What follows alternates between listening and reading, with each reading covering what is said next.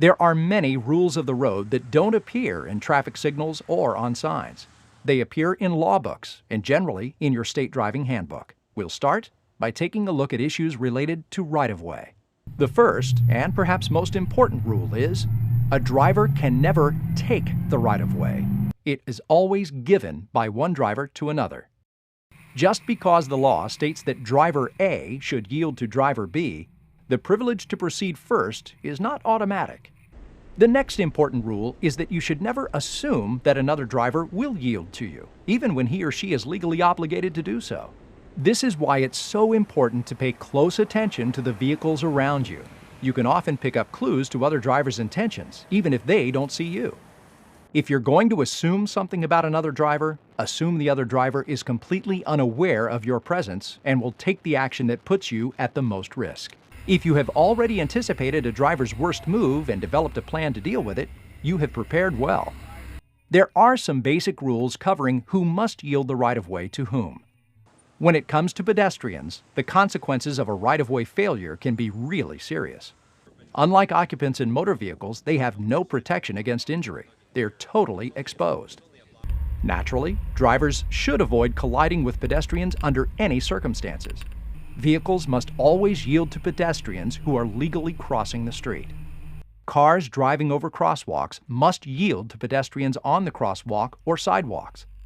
Vehicles turning left must yield to oncoming cars going straight ahead.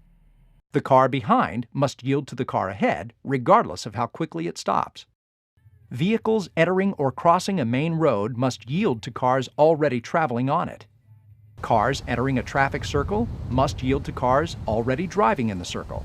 Vehicles may not enter an intersection unless they can clear it or drive all the way through without stopping. It's illegal to block an intersection, even if the light was green when you entered it. That's what causes gridlock. Cars must yield to emergency vehicles, whether they're approaching from the front or from behind. In this case, you need to pull as far off the road as possible. Finally, cars must yield to school buses that have stopped to drop off or pick up children. Vehicles on the other side of the road must stop as well, unless it's a divided highway. And cars must remain stopped as long as the bus is there. You never know which way children will walk or run after they get off a bus. In addition to right-of-way rules, there are rules that regulate the lanes that we can use. If you have to stop, you must pull out of the travel lane. When you're on roads with more than one lane, you should drive in the right lane and save the left lane for passing. When there are 3 lanes, the center lane is generally best for driving straight through. Smooth travel in the right lane may be interrupted by cars entering or exiting the road. When turning corners, there is one basic rule for lanes. Start from the lane closest to the direction you want to go and turn into the lane closest to where you came from. For example, if there are 2 left turn lanes and you start the turn from the inside lane, you must remain in the inside lane. If you start the turn from the outside lane, you must stay in that lane. Likewise, if there are multiple right turn lanes, you must turn into the lane you originated from and not cross into adjacent lanes.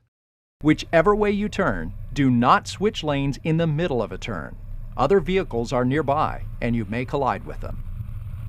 Whoever has the last clear chance to avoid a collision has an obligation to do so. Don't forget, the right-of-way is always given. It is not something a driver can take, or even take for granted.